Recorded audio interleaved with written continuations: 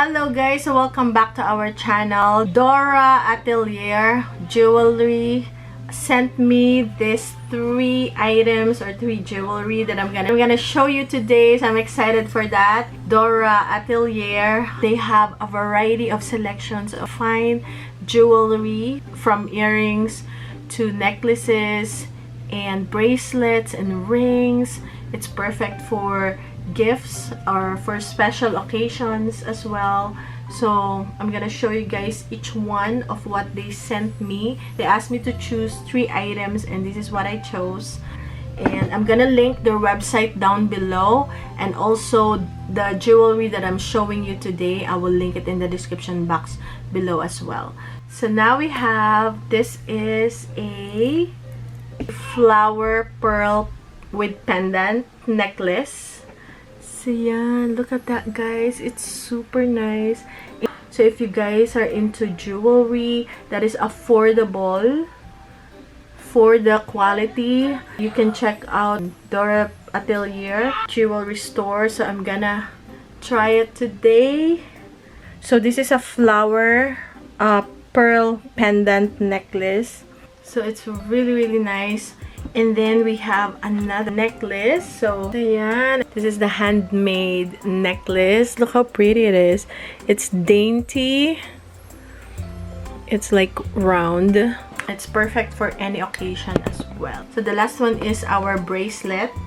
They call it diamond bracelet. So it's a green diamond. I love bracelets. I always wear a bracelet, and you can use it both casual and formal.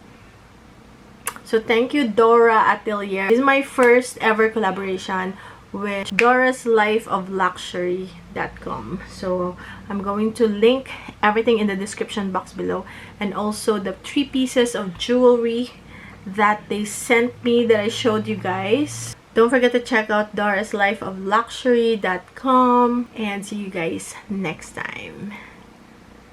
Really nice pieces. Oh my goodness.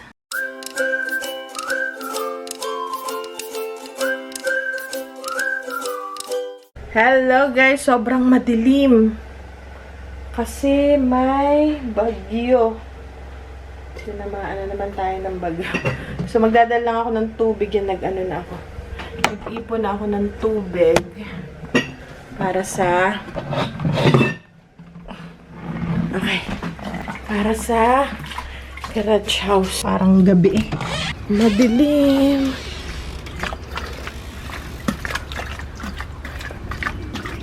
Oh, yeah. Pabukas. Ha? Madilim. Hindi, may bagyo. May bagyo. Cloudy nga talaga. Eh, ba't nagkakabil daw kayo ng ano? Kaya may bigas dyan eh. Bunga. Yung mga gulay na yung bagay yung sa kanin. Ako, yan na. Nag-umpisa na, parang gabi. Yan guys. Titingnan ko pa naman yung garden. Biglang laki ng garden natin pagka tik-tik tayo ngayon. Okay, pasok muna kung di mo na makumula na.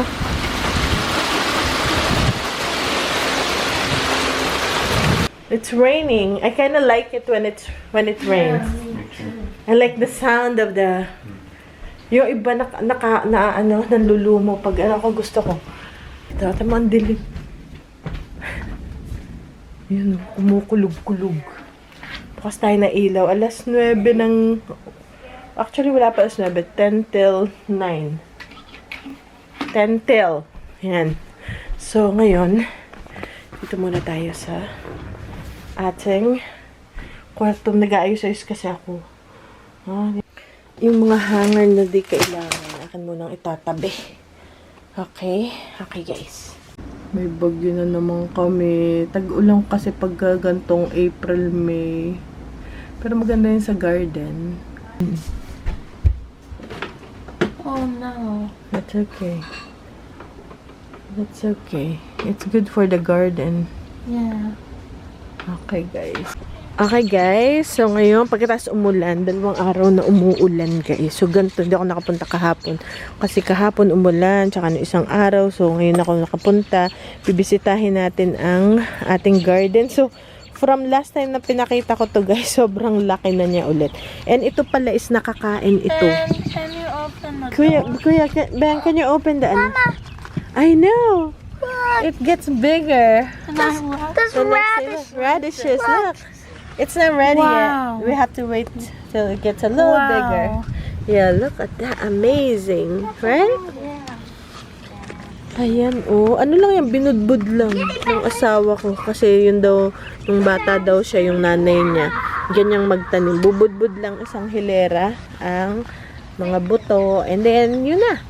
Kaya nakahilera. Kaya lang, meron tayong libu-libong mga kamatis na tumutubo rin. So, napakarami nating kamatis. This year, mostly kamatis. So, ito guys, ayan, oh, ang laki niya na. Ayan, pag yan umulpot na ng kalahati, pwede mo nang kainin, bunutin. Labanos na maliit. So, pero mo lumaki na siya after 2 days. Hindi ako nakapunta dito. Sobrang laki na. Ayan, oh. Ang dami ang nakausli.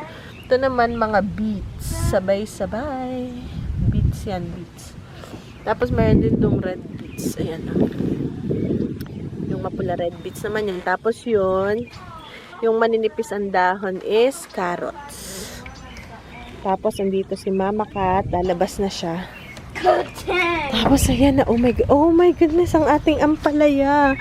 Ayan, oh, kung pinatubo ko to sa loob ng bahay, hindi to ganito ka-healthy. So, yung mga buto na naha-harvest ko, guys, yun lang yung aking tinusok dyan. Basically, yun lang. So, yan, may mga, as usual, may mga kamatis kasi naglagay ako dyan ng finished compost. Kaya, dito naman, oh, meron din tayo 5, 6 na ampalaya. So, hopefully, marami tayong ampalaya this year. And then, oh my goodness, ang ating strawberries. Ayan, oh, puro strawberries to. Ba't nawala yung bunga? Marami tong bulaklak, ba't nawala? Binunot ko na yan eh, actually. Aba si Lola, oh. Galing sa pusa. Ang ganda ang pusa. Tapos, ayun mo, yung strawberries, wala pa siyang bunga. Ito ang ating garden cat, the amazing Bebang. Mga nakakamiss kay Bebang, ba't daw hindi nakakita si Bebang? Yan, ito yung heart shape ni Bebang, oh. Basta si Bebang nandito, kita niyo yung narinig niyo yung ano, kakagulong mga ibon. Kasi galit kay Bebang yung mga ibon kasi nga kinakatay niya, hinuhuli niya yun. Ay, nangangain siya ng damo, masakit ang siya when, pag kumakain daw ng damo. Naglilinis sila ng kanilang sistema. Oh, ito yung mga heart shape ni Bebang. Grabe. Kita niyo yung ibon. Tingnan, napakitak sa inyo. Galit na galit na. Basta nandito yung mga pusa at lalo na 2 na yung si Mama Cat andito. Ito yung galit na galit talaga yung mga ibon. Basta nagkakagulo ang ibon. Kasi nga, yan. Nandiyan si Bebang. Natetreten sila. Parang pinapagalitan yan si Bebang. Bebang, yung mga kaibigan mo. Anong kinakain mo? Sarap yan? Meron na siyang... Ah, the pusa. Ah, another pusa. The Mama Cat. Mama Cat. Babae. Pusas. Babae. What puppy? Babae, put her down. Oh. Ay! Wala.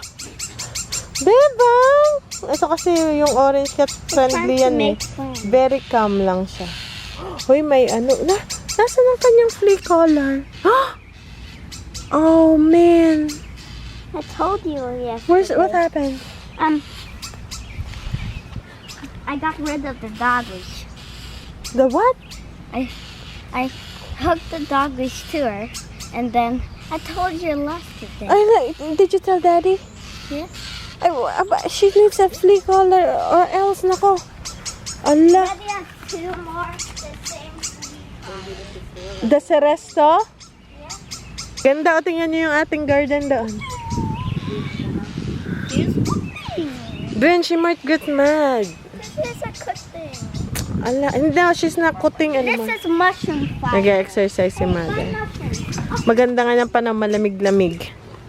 Tapos, ito yung ating I found mushrooms. because of when there's lightning and thunder, mushrooms come up. And more here. And more, yeah. There'll be more. Mama, Kasi guys, grabe. found Oh, the wow. flashlight. That's your Could flashlight. use for emergency. Yeah, put it in your go bag. Wanna put it in your go bag? Yeah. Okay, go bag. I already have a flashlight in my go bag. Kind of flashlight you have the same. Maybe the same. The flat The one. flat one. Uy, magkakabulaklak na. The one that you found at Dollar Tree. Ay, wag. Peppers. Ayan, oh. Mga sumibo lang. Ayan, oh, peppers. Okay, meron tayong peppers. This year, ito pa. Yan, oh, bulaklak na. Ito yung lemongrass na pinatubo ko sa aking garden. Garden sa loob ng bahay. Ito yung isa kong bed na hindi ko naasikaso. Yung binunot ko na yung mga kasi hindi man siya, itong type na to ng strawberries, hindi siya namumunga masyado. Wala, andyan lang siya. So, kakatuwa lang, nakalabas ulit kami.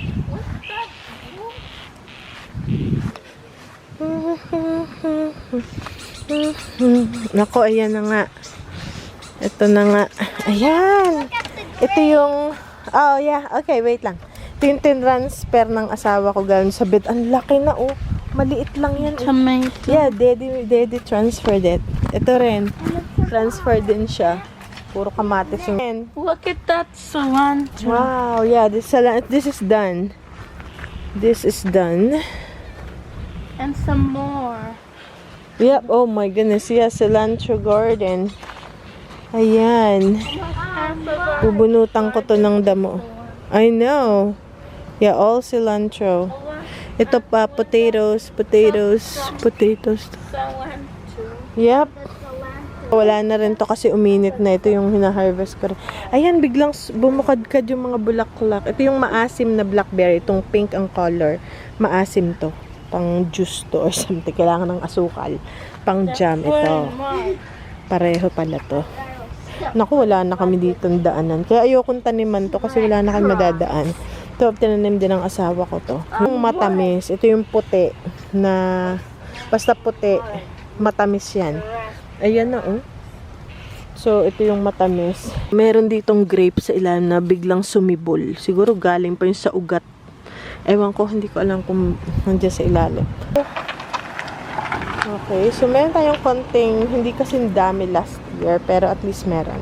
Uy, nung 2 days ago, hindi ganito kadami yung dahon ng figs. Ngayon, sobrang dami. Okay. Look, ang dami natin guys, grapes. Oh. Grabe, puro grapes yan. Ha? RC plane? Where? Oh! Wow, that is so low. That is Mama Cat. Ito siya. Ay, uy, malalaki this time. Ayan guys, oh. Makikita mo na kaagad malaki yung bunga niya. Kasi marami kaming ulan this year. Oh, malalaki ngayon yung mulberry natin. Ano, Mama Cat? Si Kali, guys. Maraming tatanong. Si Kali. Nasa loob po siya ng bahay kasi indoor siya eh. Uy, marami tayo guys. Ano ngayon? Mulberry na maha-harvest. Grabe yung buto ng kamatis. Mahilig siya mag-build ng yung mga ganyan, yung mga bricks. And then, yung bed ng asawa ko. Those are weeds. Can we pull it? Those are edible flowers growing there. I know they're edibles, but we have so much. We have so much. I could just eat the ones over there. Kasi ito yung mga edible, ayan guys. Kaya ayaw ni Ben bunutin yun. Edible daw yan.